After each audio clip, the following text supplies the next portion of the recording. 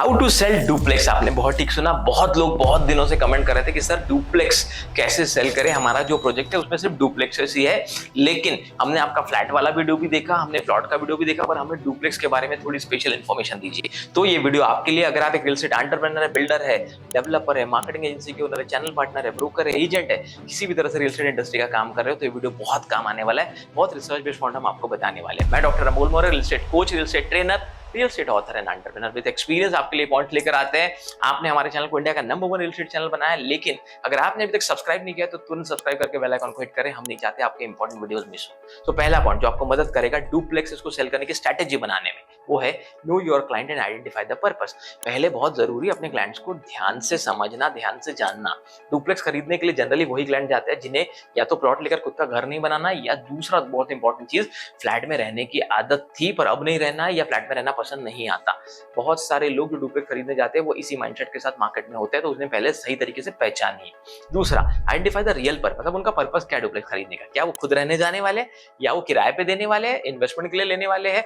क्या पर्पस है? इन्वेस्टमेंट करके किराए पे नहीं देना है, सिर्फ बाद में रीसेल करना, या इन्वेस्टमेंट करके रेगुलर रिकरिंग इनकम के लिए किराए पर देना है? बहुत सारे पर्पसेस है जो आपको समझना है। डुप्लेक्स खरीदने जो व्यक्ति निकलता है, हो सकता है कभी कभी अगर उसके पास समय नहीं हो तो वो किसी और को अपने बदले रिसर्च करने के लिए कहता है और बाद में वो आता है। तो कई बार ऐसा हो जाता है कि आप गलत आदमी पे बहुत सारा समय वेस्ट कर देते हैं। क्वेश्चंस के दौरान अगर आप सही क्वेश्चन पूछेंगे, व्यक्ति को जानने की कोशिश करेंगे और सही व्यक्ति तक पहुंच के फिर उसे साइड विजिट पर बुलाएंगे तो ज्यादा रिजल्ट आने की चांसेस है। तो रियल बायर को आइडेंटिफाई करने के लिए आपको सीधे सीधे सवाल पूछने, क्या सर आप अपने खुद के लिए देख रहे हैं, घर में किसी के लिए देख रहे हैं, क्या पर्पस है आपका? ये सब जब आप जानेंगे क्लाइंट का रियल पर्पस क्या है, कौन रियल बायर है, जब तक आप सही व्यक्ति को टारगेट नहीं करेंगे रिजल्ट नहीं आने वाले। स्टेप बाय स्टेप प्रोसेस को समझना बहुत जरूरी है। दोस्तों, हम ये सब इंपॉर्टेंट पॉइंट आपको क्यों बता रहे हैं? जब मैं कहता हूं रियल बायर को आइडेंटिफाई करो और आप नहीं करते हो, और उस केस में क्या होता है कि वो व्यक्ति साइड पे आ जाता है, 1-2 घंटे तक विजिट चलती है, एंड में आप बैठते हैं और बायर अब कहता है कि मैं तो इस बजट में प्रॉपर्टी को ढूंढ रहा था। उस समय सबसे बड़ी गलती ये हो जाती है कि अब आपको लगता है कि आपका भी 2-4 घंटा वेस्ट हो गया, उसका भी 2-4 घंटा वेस्ट हो गया, और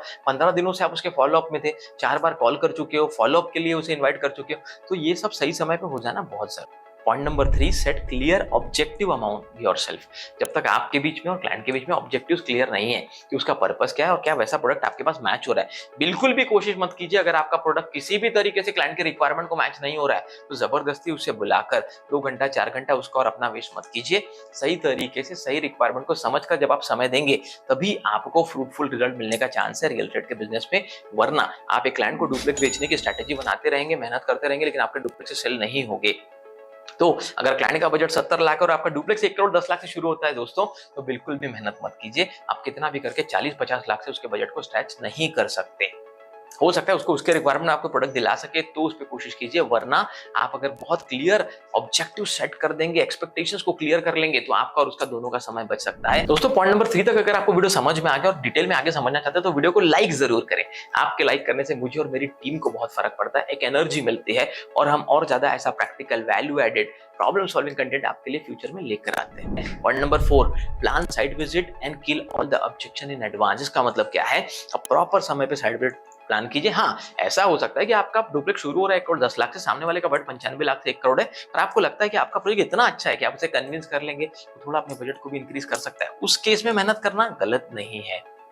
तो साइट विजिट का सही प्लान कीजिए। और साइट विजिट पे अगर आप क्लाइंट को पूरी तरह से प्रोजेक्ट नहीं समझा पाए, अगर आप क्लाइंट के ऑब्जेक्शंस को क्लियर नहीं कर पाए, अगर आप क्लाइंट के क्वेश्चंस को ठीक तरह से हैंडल नहीं कर पाए, तो भी रियल एस्टेट के इंडस्ट्री में आप अच्छे से डुप्लेक्स सेल नहीं कर सकते। अगर आपको ऑब्जेक्शन हैंडल करना सीखना है तो डिस्क्रिप्शन में एक लिंक दी हुई है, आप वहां पर जाकर हमारा डिटेल में ऑब्जेक्शन हैंडलिंग रियल एस्टेट में कैसे करें ये वीडियो देख सकते हैं। और अगर आप इन सब चीजों को और एडवांस में सीखना चाहते हैं तो वीडियो के एंड में मैं जरूर बताऊंगा आप वो कैसे कर सकते हैं।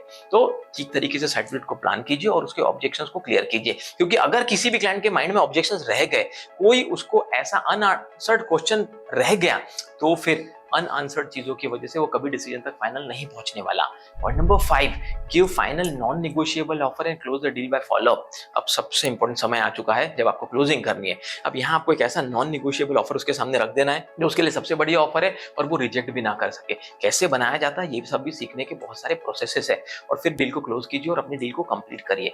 दोस्तों, मैंने आपको बताया कि क्लियर ऑब्जेक्शन सेट करना क्यों जरूरी है। क्या होता है, कुछ सभी क्लाइंट एक जैसे नहीं होते। क्लाइंट आया, क्लाइंट ने विजिट की, क्लाइंट आपके साथ क्लोजिंग पे बैठा और अब बहुत बड़ा गैप दिख रहा है उसके एक्सपेक्टेशन में और प्रोजेक्ट के प्राइस में। अब वो कभी कभी चिढ़ जाता है। वो क्यों चिढ़ जाता है? वो कहता है कि मैंने तो आपसे पहले ही बताया था लेकिन आपने क्लियर नहीं किया, तो मन में कुछ मत रखिए, कॉल के दौरान ही ऐसी बातें प्री सेल में कर लीजिए कि जब आप उसे बुलाए तो वो भी क्लियर हो, आप भी क्लियर हो, तभी आप रियल एस्टेट की इंडस्ट्री में बहुत अच्छे प्रैक्टिकल रिजल्ट प्रोड्यूस कर सकते हैं। अगर दोस्तों ये पांचों पॉइंट आपको समझ में आए तो कौन सा पॉइंट सबसे इंपॉर्टेंट लगा जरूर कमेंट में बताइए। अगर आप इससे पहले डुप्लेक्सेस बेचते थे और कौन सी गलती आपसे हुई है वो बताइए। जितना आप इंटरैक्ट करेंगे, जितना आप कमेंट में हमें बताएंगे, उतना हम आपके लिए और एडवांस टॉपिक पर वीडियो लेकर आएंगे। तो हमारा मिशन बहुत क्लियर है, भारत में 1 लाख रियल एस्टेट एंटरप्रेन्योर को एम्पावर करना, और अगर एक व्यक्ति भी 50 से ज्यादा जॉब क्रिएट कर पाए तो 50 लाख नए जॉब हमारे भारत देश में रियल एस्टेट इंडस्ट्री में क्रिएट हो सकते हैं।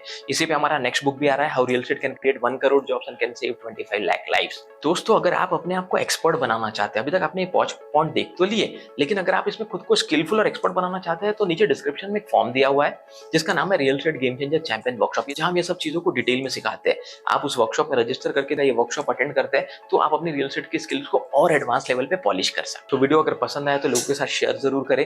हमें भारत का number 1 real estate channel, leading real estate channel बनाने के लिए आपका बहुत बहुत धन्यवाद। और ऐसे प्रैक्टिकल वैल्यू एडेड वीडियोस आप देखना चाहते हैं तो जरूर कमेंट करके बताएं किस टॉपिक पर आप हमारे वीडियो देखना पसंद करेंगे।